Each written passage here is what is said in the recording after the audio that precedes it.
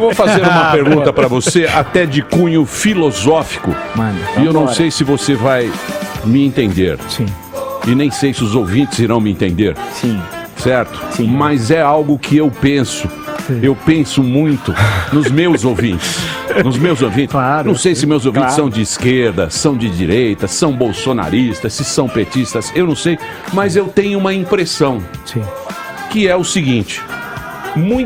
Eu admiro muito o seu conhecimento e gosto muito do jeito que você fala. Acho que você é um comunicador excelente. Sim. Da maneira que você fala. E aqui no Brasil, pelo menos há uns 5 anos, as pessoas estão na rua. O Brasil passou por uma crise tremenda com a Lava Jato, com o Sérgio Moro, com aquela coisa. Teve a quadrilha do PT, que você falou durante muitos anos. Projeto Criminoso de Poder. O Projeto Criminoso de Poder. Aí as pessoas foram pra rua e escolheram o Bolsonaro como presidente. Tem uma turma que votou no Bolsonaro sem ser muito Bolsonaro, mas falou, pô, vamos mudar isso aqui. E aí mudou o jogo. Só que é o seguinte, por exemplo, quando o meu Santos perde um jogo, eu não vou assistir o Milton Neves à noite, porque eu quero negar a derrota. A realidade. Eu quero negar aquela realidade que ali está. Sim. Então, por exemplo, Santos ganhou, puta, eu fico vendo Milton Neves até meia-noite, aquele Dupalini que ele faz, aquela turma. Pelo aqui amor na de Jovem Deus. Pan, os caras da noite. Flávio Prado. Aí eu vou assistir o Sport TV, que fica 1 da manhã repetindo, porque eu quero ver o Santos ganhar. Aí o que aconteceu? O povo foi lá, votou, falou, vai mudar. E aí começaram as críticas. E críticas pesadas ao governo. Você acha que nós estamos num estado de negação? As pessoas que estão se sentindo isso, que estão meio, sei lá, não estão muito confortáveis, estão preocupadas e acham que vai ou não vai? Vai ou não vai? Aí que está essa pergunta. Qual é a grande questão? Qual é a grande questão? É uma questão sine qua non. A questão sine qua non. Agora, questão sine qua non. Eu acho que passa, desde 2014, teve os incidentes de 2013 e tal, as manifestações, mas 2014 até agora são 5 anos muito complicados em termos econômicos, uma situação muito difícil. O biênio 15-16 foi devastador para a economia brasileira, provavelmente o pior da história republicana. Houve uma levíssima recuperação 17 e 18, pouco mais de 1%. Esse ano deve ser em torno de 1%, né? Então, a grande questão é que esperava-se... A gente primeiro tem a mania da solução mágica, né? Sim. É uma velha questão brasileira. A gente acha que... Um ano resolve tudo.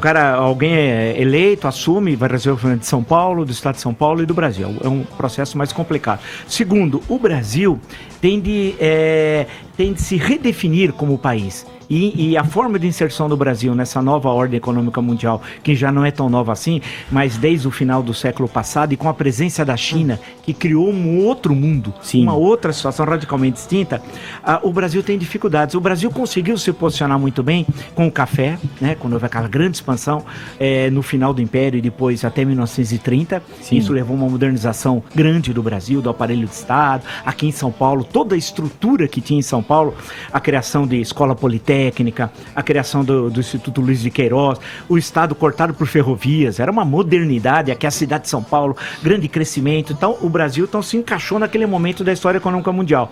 Depois veio a crise de 29 e o Brasil se recuperou a partir de 33, quando era o ápice da crise nos Estados Unidos. O ápice da crise é 33, o Brasil já estava se recuperando.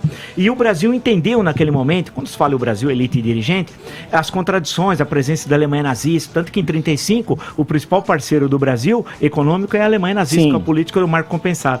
E o Brasil, aí veio a Segunda Guerra Mundial, o Brasil entendeu que tinha um jogo que podia fazer aí e ganhar alguma coisa, né? Pela cessão das bases em Natal e em Fortaleza, e veio aí a questão de Volta Redonda, tal, com o posicionamento em relação aos Estados Unidos. E aí o Brasil cresceu muito nos anos 40, 50, 60. Houve o deslocamento populacional no Brasil entre 1930 e 1970, o maior deslocamento populacional no mundo ocidental foi no Brasil, e vitorioso.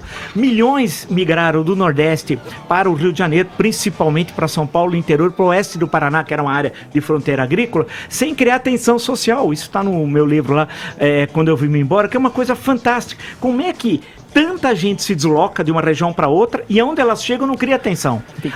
Por quê? Porque havia uma demanda enorme por força de trabalho. Claro que os salários eram baixos, etc. tal, mas todos os que se deslocaram melhoraram de vida, né? Raríssimo foram aqueles que fracassaram no auge do processo de industrialização, né? De bens de consumo não duráveis, depois bens de consumo duráveis, essa história toda.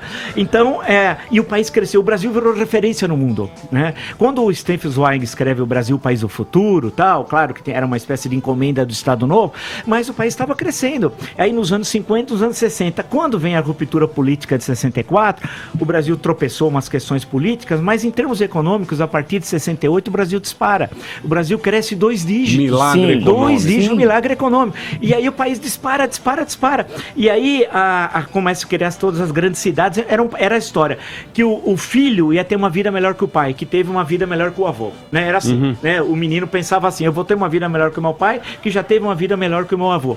Então e a escola ajudava isso, porque a escola era um caminho de ascensão social. Né? O ensino público, na época, funcionava, tal. A grande questão é que chegou um certo momento, aí vem no governo Figueiredo, a década de 80, nós perdemos o pé. Né? A crise da dívida externa, o Brasil era o maior devedor, a inflação não parou. É bom lembrar que a nossa inflação chegou a ser de 1.450% num ano. Né? Na primeira quinzena de março de 90, foi de 84%. 84% do plano Collor do 15%. Então, aí o país teve voos de galinha, crescia 3, 4, caiu um pouquinho. Aí teve nos anos 90 as crises na Ásia, na Rússia. Aí vem o século XXI. E com isso a população vai crescendo, o mundo vai mudando, vai se sofisticando. A China, que não era nada no final dos anos 70, hoje é o segundo período, daqui a pouco vai ser o primeiro, e nós fomos perdendo tempo. E nós estamos perdendo tempo há 40 anos. Não estamos perdendo tempo por causa do governo Bolsonaro ou necessariamente por causa do governo do PT. Nós estamos com dificuldades de nos recolocar no mundo há quase 4 décadas. Uma identidade. Existem questões que envolvem a identidade nacional, mas essa, de certa forma, nós conseguimos resolver. Mas é a questão econômica. Como é que nós vamos nos posicionar? Não é que tudo ficou parado, não é verdade. O agronegócio, por exemplo, fez uma revolução no Centro-Oeste, e foi uma revolução da iniciativa individual de cada pessoa. Não foi o Estado. Claro que teve a construção Belém Brasília, a transferência para a capital, para Brasília, tudo isso ajudou o que era chamado de marcha para o Oeste. Mas os caras foram com a cara e com a coragem. E o Brasil, aquela região, virou o celeiro do mundo. Quando o Cerrado era considerado terra que não valia coisa alguma. E diziam, e essa é uma tese furada, que era a condição sine qua non para o desenvolvimento brasileiro a reforma agrária.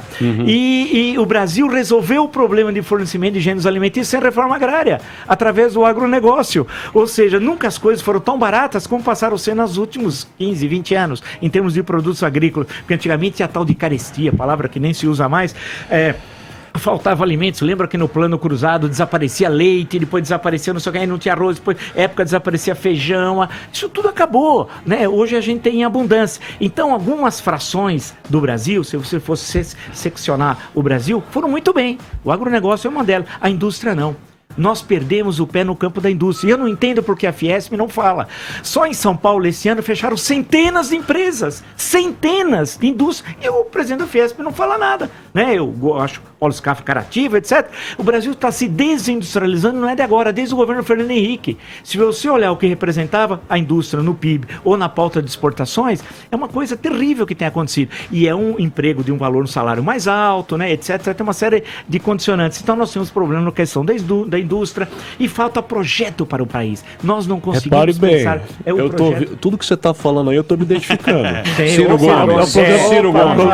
Repare bem, meu estimado professor Vila. Pera lá um pouquinho. Você está recitando o meu projeto, meu plano de governo. Ele está recitando o meu, ao contrário. Porque o pessoal copia, viu? Olha, copia expressões, tá? Vou começar a cobrar direitos autorais. Agora, a coisa toda, tem várias, inclusive, políticas recentes que usavam expressões que a gente falava toda hora aqui.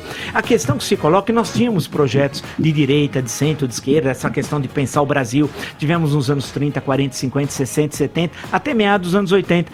A grande questão do século passado é que agora nós nos perdemos. Então temos dificuldade. Então, de um lado, veio as propostas do PT que era aquela da nova matriz, foi um desastre, a nova matriz econômica e tal, usar a estrutura de Estado para favorecer um projeto criminoso de poder, pegar dinheiro público via BNDES, aqueles campeões, tal, dar dinheiro para as ditaduras da África, da América Latina, tal, aquele horror, e do outro vem um liberalismo que não entende o que é o Brasil. Tem alguns liberais, entre aspas, porque liberal no Brasil gosta de ditadura. É interessante que é um liberal, é uma coisa fantástica, só no Brasil que liberal gosta de ditadura, que não conhece o Brasil, que conhece, que fala com sotaque o português, né? Grande parte dos liberais que falam de economia brasileira falam com sotaque. Na verdade, nem gostam do Brasil, nasceram por acaso aqui. Mas